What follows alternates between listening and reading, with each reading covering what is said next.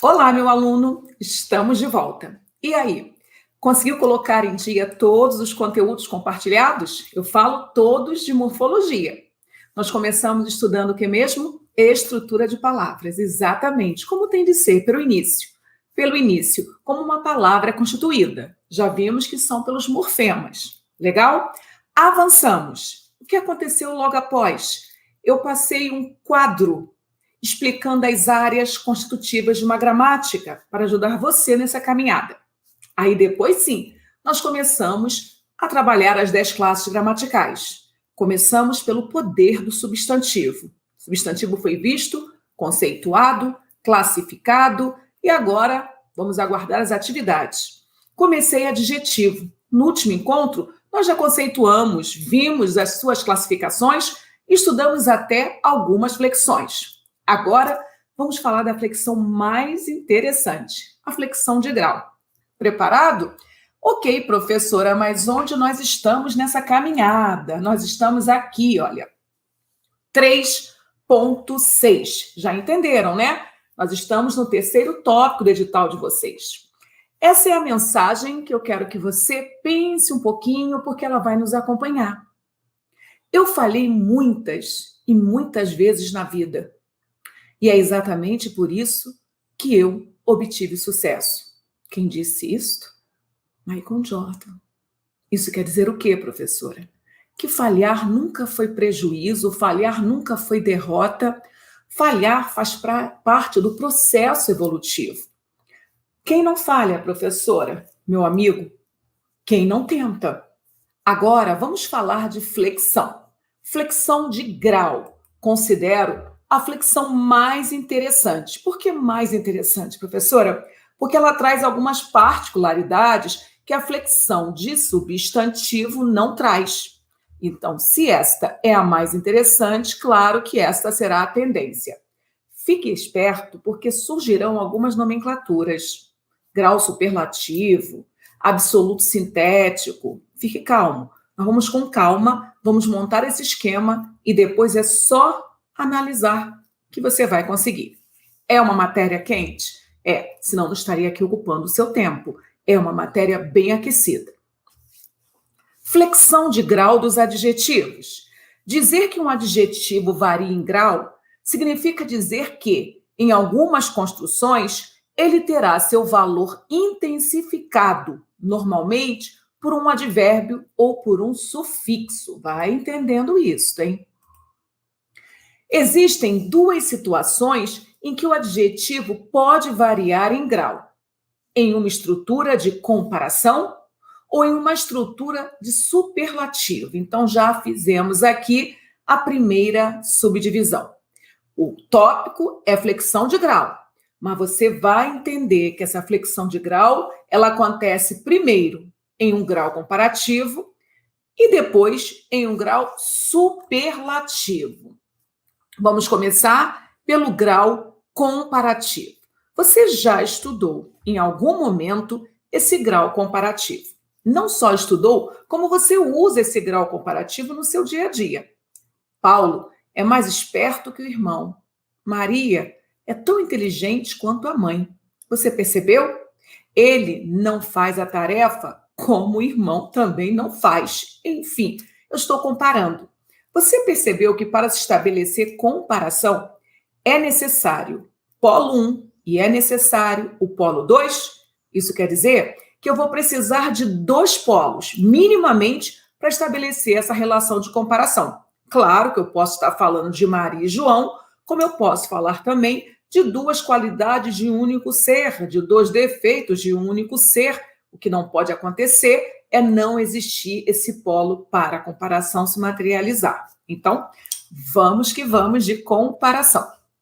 Grau comparativo, nós já sabemos que vamos precisar de dois polos. Até aqui estamos juntos? Ok, Cláudia, então esse superlativo não vai, né? Calma, nós vamos chegar lá também. Conforme o tipo de comparação dos adjetivos, há três tipos de grau comparativo. O grau comparativo pode ser de igualdade, o grau comparativo pode ser de superioridade E o grau comparativo pode ser de inferioridade. O que você vai fazer, meu aluno? Você vai buscar sempre o simples, porque você precisa só compreender a matéria e lembrar dela no dia da prova.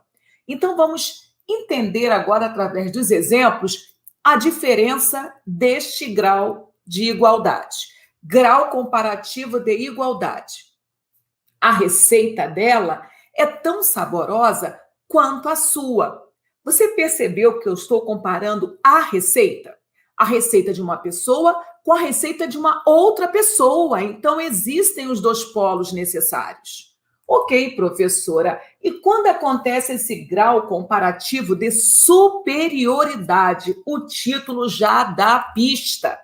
A receita dela é mais saborosa do que a sua. Mais uma vez, estou comparando a receita de uma pessoa com a receita de uma outra pessoa, só que eu estou apreciando, eu estou colocando uma receita melhor que a outra. Isso não aconteceu no terceiro caso, grau comparativo de inferioridade.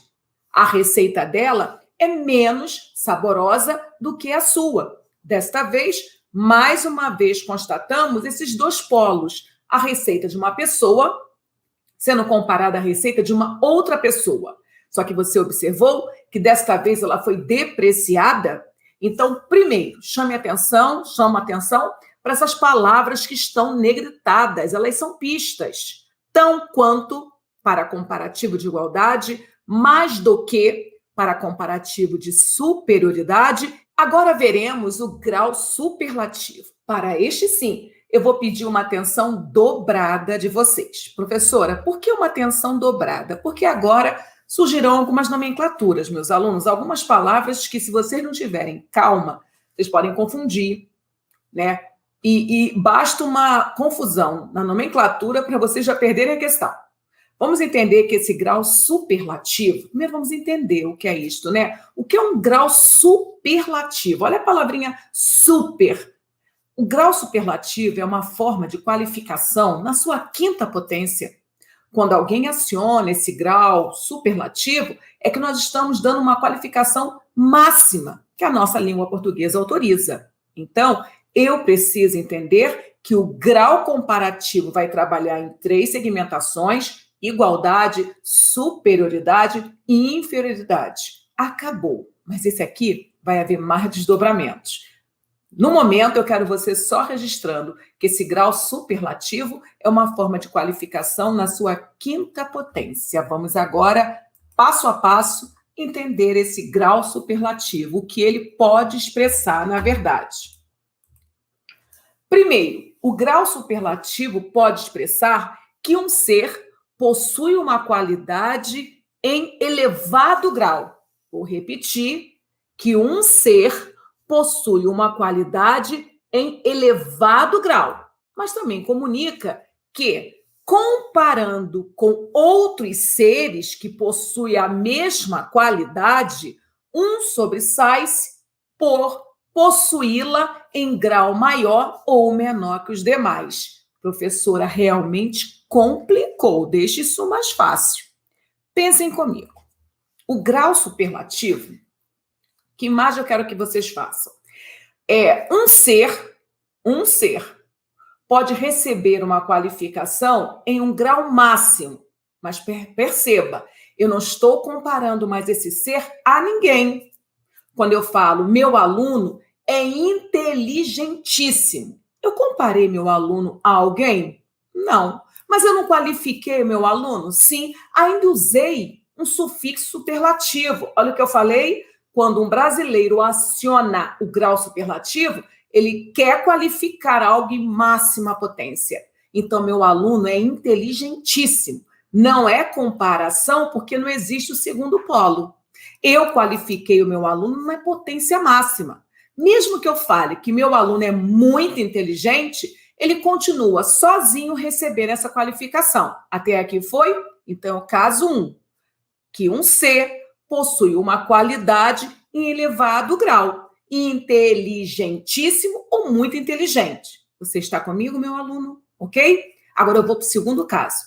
Quando um ser é comparado a um grupo de pessoas, Agora não é mais de 1 para 1 ou um sozinho. Eu vou comparar uma pessoa a um grupo de pessoas e vou ou apreciá-la ou depreciá-la.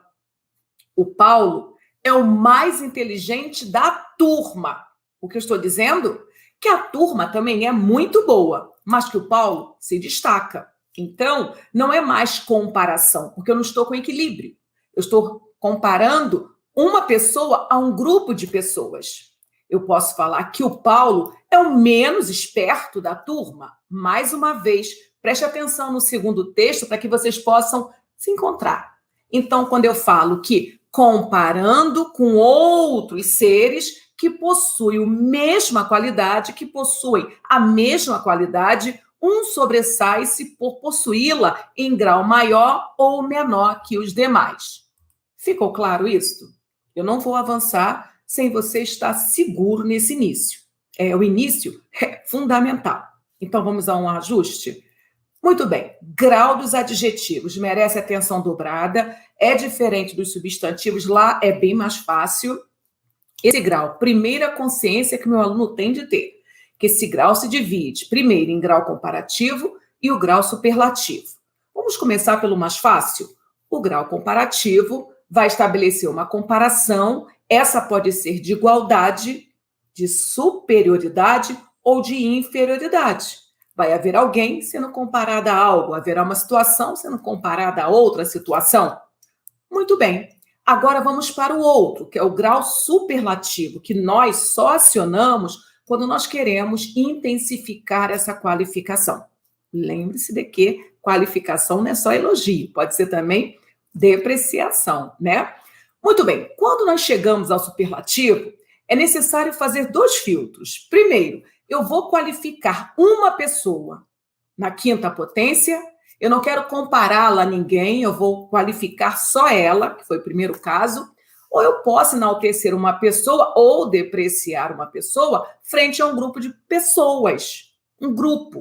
Assim como eu posso falar que fevereiro é o mês mais divertido do ano. Você percebeu que eu estou falando que um mês, fevereiro, ele é mais animado que os outros 11, considerando que são 12 meses que constituem um ano.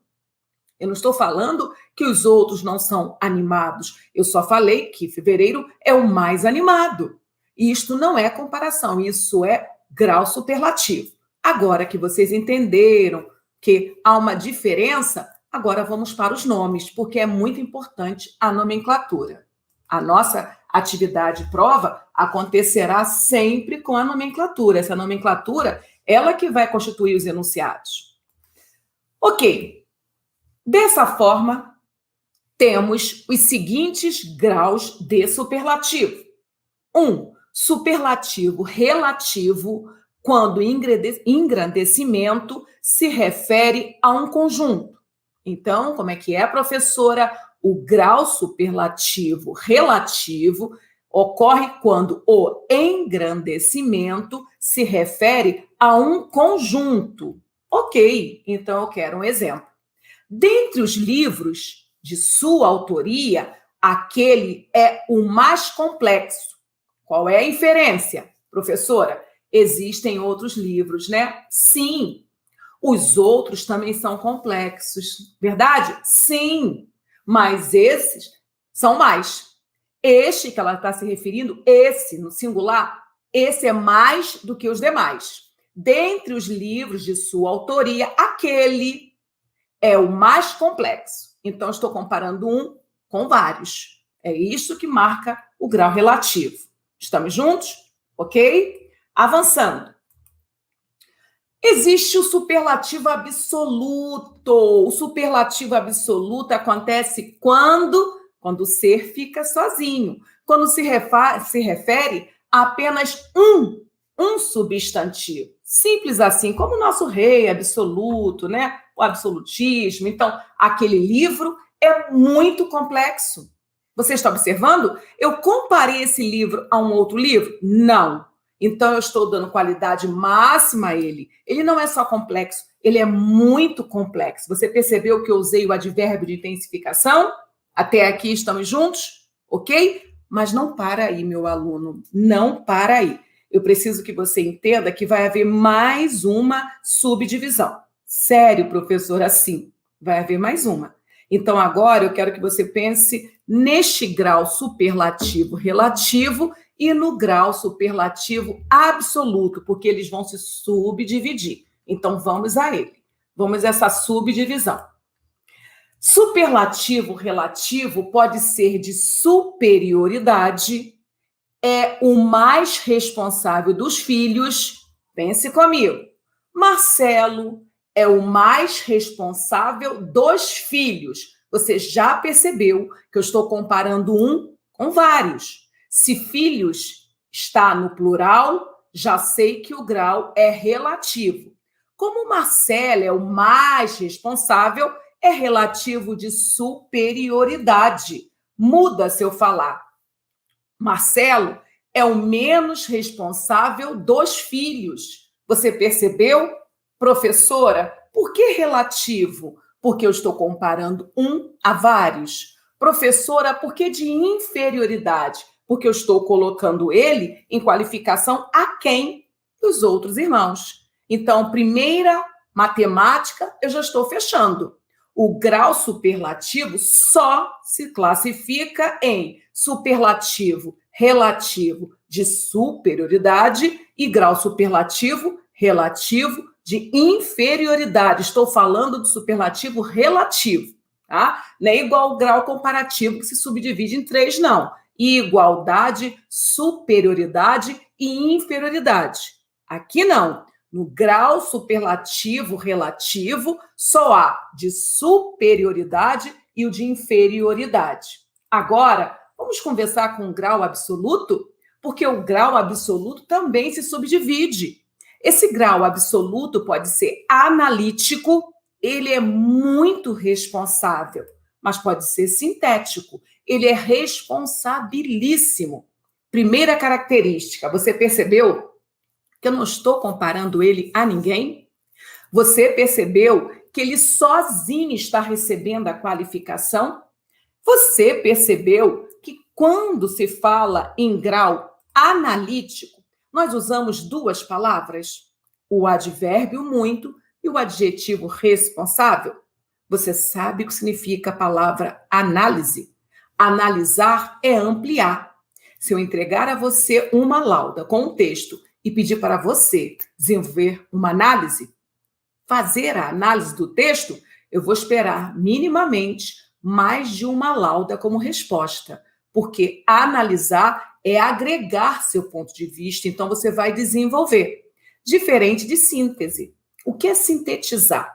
Sintetizar é diminuir. Se eu entregar a você um texto ocupando uma lauda e pedir a síntese, você não pode me entregar 2 folhas. Você tem que me entregar menos desse material que foi compartilhado. Se eu usei uma folha inteira, você tem que pelo menos me entregar a metade, né? Nunca a mesma coisa e muito menos maior, porque é uma incoerência com a chamada. Então, quando que esse grau superlativo absoluto é analítico? Quando eu uso 2 palavras, o advérbio e o adjetivo. Quando ele é sintético, quando eu agrego o tal sufixo superlativo. Então, quando eu falo que ele é responsabilíssimo, eu qualifiquei naquela quinta potência usando uma palavra só. Eu trouxe o afixo sufixal. Reinando a paz? Melhorou? Mas ainda pode ficar melhor. E vamos para esse texto melhor, porque essa matéria aqui é outra considerada clássica. Acompanhe esse gráfico. Grau dos adjetivos. Nós temos o grau comparativo, que classifica assim, superioridade mais alto. Paulo é mais alto que Marcelo. Grau comparativo de inferioridade menos alto. Paulo é menos alto que o Marcelo. E grau comparativo de igualdade. Paulo é tão alto quanto o Marcelo. Beleza? Mas não para aí. Esse grau de adjetivo também ocorre na sua instância superlativa, que é aquela qualificação máxima que nós empregamos. E esse grau superlativo pode ser relativo E nós vimos que, sendo relativo, será relativo de superioridade. Paulo é o mais alto dos meninos, ou será relativo de inferioridade? Paulo é o menos alto da classe. Mas não para. Lembra aquele que recebe a qualificação sozinho, o absoluto? O grau superlativo absoluto pode ser sintético, quando eu uso uma palavra só, mas convoco o sufixo superlativo. Paulo é altíssimo. Mas pode ser absoluto analítico, quando eu continuo qualificando uma pessoa, mas eu tenho como suporte dois vocábulos, um advérbio e um adjetivo. Paulo é muito alto. Ficou mais fácil? Então, por esse esquema, você pode trabalhar o processo mnemônico e arrumar o seu exemplo. Porque quando você traz o seu próprio exemplo, essa informação fica num mindset de longa duração. Descubra que o caminho mais simples é o que memorizamos por mais tempo. Logo, não complique a sua vida, porque ela já está com muitos desafios. Eu só quero que você trate de entender esse esquema, para no dia da prova esse esquema não derrubar você. É simples assim, ok? Parece complexo, é muita informação, mas se você for devagar, você vai ganhando e daqui a pouquinho você conseguirá explicar grau de adjetivos para os seus amigos. Agora vamos falar de locução. O que vocês acham? Locução é um tema quente no nosso concurso? Todas as locuções. Então vamos relembrar o que é locução. Locução é o encontro de palavras representando uma classe gramatical ou uma função sintática. Da mesma forma que há locução adjetiva, há locução adverbial, locução prepositiva, locução conjuntiva, locução verbal. Então, nunca haverá locução de uma única palavra. Feito? Agora os holofotes ficarão sobre a locução adjetiva. E o que eu preciso saber, professora? Você precisa minimamente entender dessa fórmula. As locuções adjetivas são formadas geralmente de uma preposição mais substantivo e substituem um adjetivo. Essas locuções funcionam como um adjetivo, qualificam um substantivo e desempenham normalmente uma função chamada de adjunto adnominal. Preste atenção. Normalmente não significa sempre. Não significa sempre. Haverá conflitos aí na sintaxe, onde isto vai ser tranquilamente destacado. Ok, professora, vamos agora demonstrar. Homem covarde, homem sem coragem. Vocês estão observando? Quando eu falo homem covarde, eu estou com uma palavra só, um qualificador. Então, covarde não é locução adjetiva. Mas quando eu falo homem sem coragem, já virou locução. Cara angelical, angelical é uma palavra só, está qualificando substantivo, logo é só um adjetivo. Mas eu posso trazer o equivalente no formato de locução. Cara de anjo. Então, preste atenção, porque a locução ela vai precisar de mais de um elemento. O que você não pode, e aí vamos falar de questões mais elaboradas, confundir locução adjetiva com locução adverbial. Professor, isso é possível? É possível sim, e acontece. Vamos acertar algumas informações. A locução adjetiva só pode dialogar com substantivo.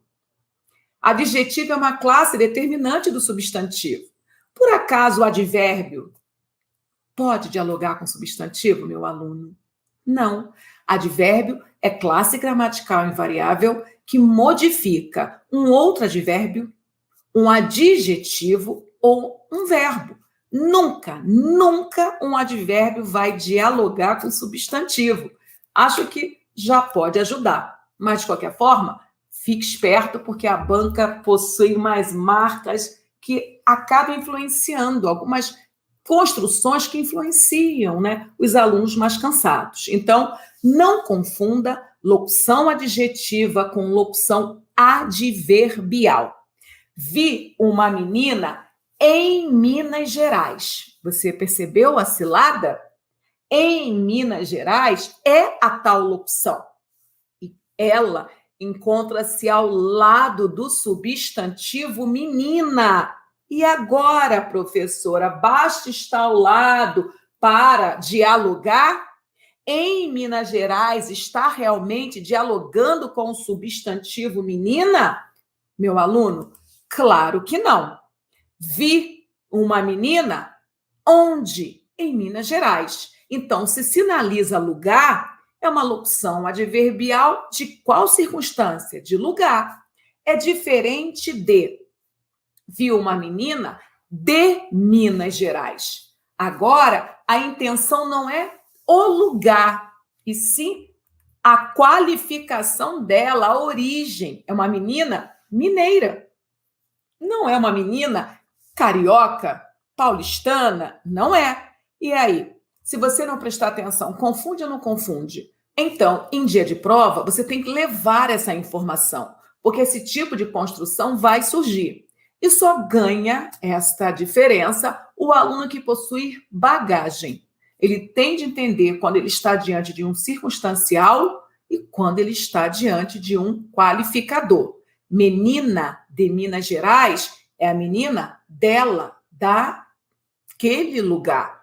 Menina em Minas Gerais já é onde ela se encontra. Então, um anuncia a circunstância de lugar e o outro dá noção de origem. E aí muda a classe gramatical, muda a função sintática e muda valor semântico. É muito rico esse jogo. Ok, Cláudia, vamos avançar. E agora? Agora vamos falar sobre algumas questões de prova. Vamos falar daquilo que é mais recorrente e vem caindo mais. Valor objetivo e valor subjetivo dos adjetivos. Uau! Não estudei isso, professora. O que é isto? Meu aluno, valor objetivo, valor subjetivo, você só vai conseguir avaliar dentro de um contexto. Vamos partir desse princípio, tudo bem? Quando que o valor é objetivo, quando o valor é subjetivo? Algumas construções já carregam essas classificações. Só que as mais interessantes são decididas dentro de um texto. De qualquer forma, quando nós falamos que um adjetivo tem seu valor objetivo, nós temos uma informação factual. Por exemplo, vocês estão olhando para esse celular? Qual é a cor desse celular? Ó, a capa dele é preta. Então, esse adjetivo, preto, é objetivo ou subjetivo? Objetivo, professora. A verdade é universal, é algo factual. Mas se eu falar para vocês que esse celular é grande, alguém pode discordar. E aí já é valorativo, que é o subjetivo. O subjetivo é opinativo, o objetivo é factual. Mas toda essa análise, ela deve ocorrer dentro de contexto, porque o contexto, por ser soberano, pode ressignificar tudo. Feito? Ok, vamos agora analisar o que mais vem caindo nas provas, porque essa questão aqui cai na graça dessas bancas semânticas. Os adjetivos podem ter valor subjetivo quando expressam opinião, ou podem ter valor objetivo quando atestam qualidade que é fato e não depende de interpretação. Até aqui nós entendemos, né? Adjetivo opinativo, ele é o subjetivo, e o adjetivo objetivo é o factual. Vamos demonstrar. Quando eu falo carro bonito, será que todos vão concordar comigo? Realmente esse carro é bonito para todo mundo? Claro que não. Alguém vai falar, discordo, não acho esse carro bonito. Mas se o carro for preto, aí não há, professora, não há discordância. É preto e ponto final. Então, bonito é valorativo, mas preto, neste contexto, já é o quê? Factual. Quando eu falo turista animado e falo turista japonês, você concorda que ele nasceu japonês, ele vai viver japonês e ele vai morrer japonês? Isso é fato, não se discute. Agora, turista animado pode ser animado para mim e para você não ser. Então, se é valorativo, nós classificaremos esse adjetivo como subjetivo, ok? Os adjetivos opinativos, por serem marca de expressão de uma opinião, são acessórios, podem ser retirados sem prejuízo gramatical. Meu aluno, coloque aí, meu aluno, várias estrelinhas nessa observação. Quantas questões se resolvem só com esta consciência, ok? Agora vamos falar de ordem da expressão nominal, substantivo e adjetivo. Quem nesse treinamento não fez ainda uma questão famosa da nossa banca FGV, assim como da banca Sebrasp, daquelas inversões de termos sintagmáticos. Dentro de uma expressão, mudança de posição daquela palavra, alterou classe gramatical, mudou a função sintática, mudou o sentido original. Isso é o quê, professora? Paráfrase. Reescritura. Conteúdo certo na sua prova. Então, vamos com calma. Ordem da expressão nominal. Substantivo e adjetivo. Só há este? Não. Este é o que cai mais. Mas há mais fórmulas para se treinar. Mas este daqui bate recorde. O que eu quero que você entenda? Que não é a mesma coisa falar a pobre menina chegou, a menina pobre chegou. A banca vai brincar com essas inversões de termos dentro dos sintagmas. Sintagmas, grupos de palavras que representam uma função. Vamos colocar assim. Então, uma oração, quando completinha, ela é constituída por 2 sintagmas. Um sintagma nominal, que é o sujeito. Você concorda que dentro de um sujeito nunca vai aparecer um verbo? E o sintagma verbal, que é o predicado. Não existe predicado sem verbo. Feito? Agora, vamos entender como isso pode cair na nossa prova. Agora, veremos o efeito da troca de termos em algumas palavras. Uma expressão formada por substantivo mais adjetivo é uma expressão nominal ou sintagma nominal. Porque o núcleo é um nome, um substantivo.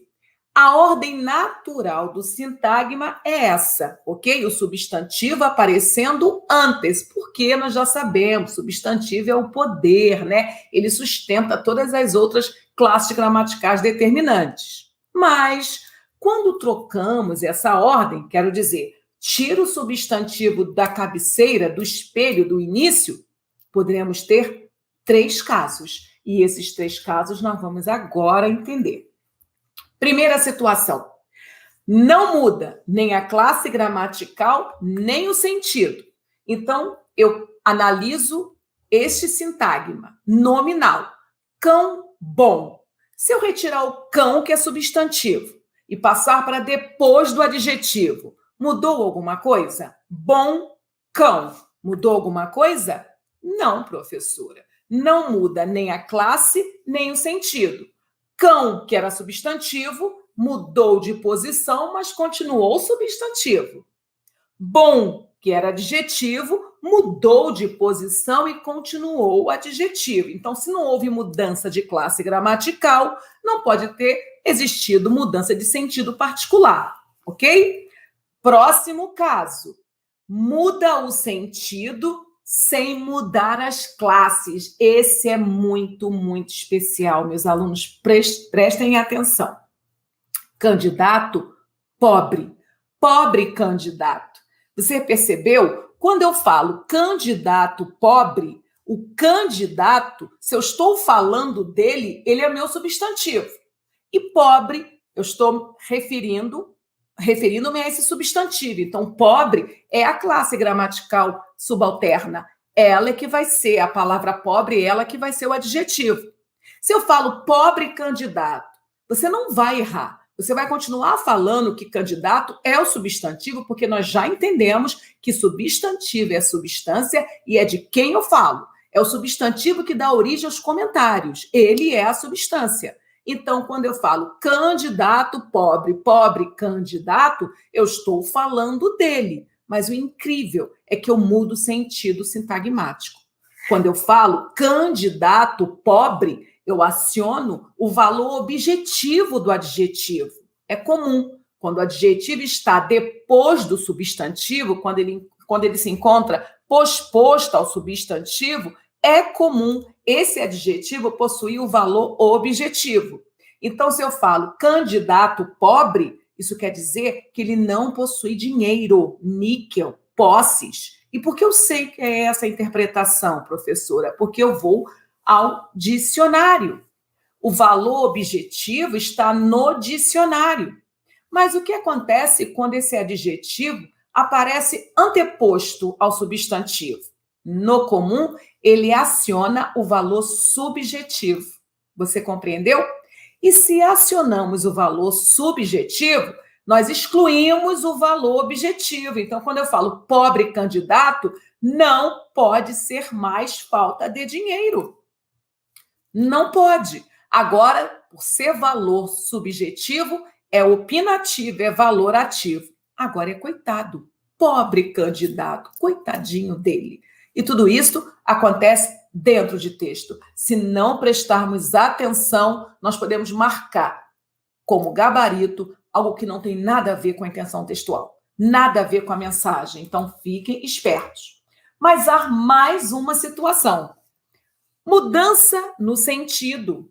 Pobre é um adjetivo objetivo relativo a recursos financeiros. Na segunda expressão, pobre significa coitado, digno de pena. Professora, e o terceiro caso? O terceiro caso, meus alunos, muda a classe, muda necessariamente o sentido. Então, muda a classe gramatical e aí nós já sabemos, aí é mega coerente. Se mudou classe gramatical, tem que mudar o sentido particular, né? Agora, muitos alunos consideram esse terceiro caso o mais difícil. Alemão comunista, comunista alemão. O que aconteceu aqui? Primeiro, houve mudança de classe gramatical. Pronto. Mudou por quê, professora? Porque é uma regra que diz que o primeiro termo, a ele é dado preferência para ser substantivo. Então, alemão comunista, eu estou falando deste alemão, ele é minha substância, ele que é o substantivo. Comunista é a qualidade dele. Se eu mudei para comunista alemão, agora eu estou falando do comunista. Ele que é minha substância, e alemão agora passou a ser qualificador. Mas por que isso aconteceu, professora? Porque essas palavras, na língua portuguesa, as duas, tanto podem funcionar como substantivo, como adjetivos. E aí quem ganha? Quem chegar primeiro. Quem chegar primeiro leva o troféu e vai ser substantivo. Mudança no sentido. Alemão, no segundo sintagma, se tornou característica, especificação do substantivo comunista, ou seja, um comunista nascido na Alemanha. No primeiro caso, temos um alemão que é comunista, em oposição, por exemplo, a um alemão guitarrista, a um alemão turista, a um alemão generoso, e tudo isso é análise discursiva. Nós usamos das classes gramaticais para descobrirmos quem, de fato, consegue associar a estrutura da língua à grandiosidade de um texto. Isto é interpretar verdadeiramente. Atenção! Sempre que houver essa alteração morfológica, ou seja, troca de classes, haverá mudança de sentido, porque muda o foco, ainda que pareça coincidir bastante o sentido. Lembre-se da famosa frase de Machado de Assis. É um clássico, eu acho que isso resume bem o que nós falamos há pouco. Não sou propriamente um autor defunto, mas um defunto autor. No primeiro caso, temos um autor que veio a falecer. No segundo, temos um defunto que passou a escrever. Você percebeu que no segundo caso, esse defunto transformou-se em escritor?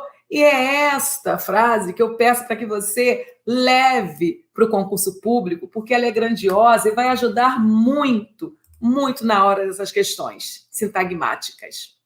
Em alguns casos, pode ser difícil detectar quem é o substantivo, sábio, religioso.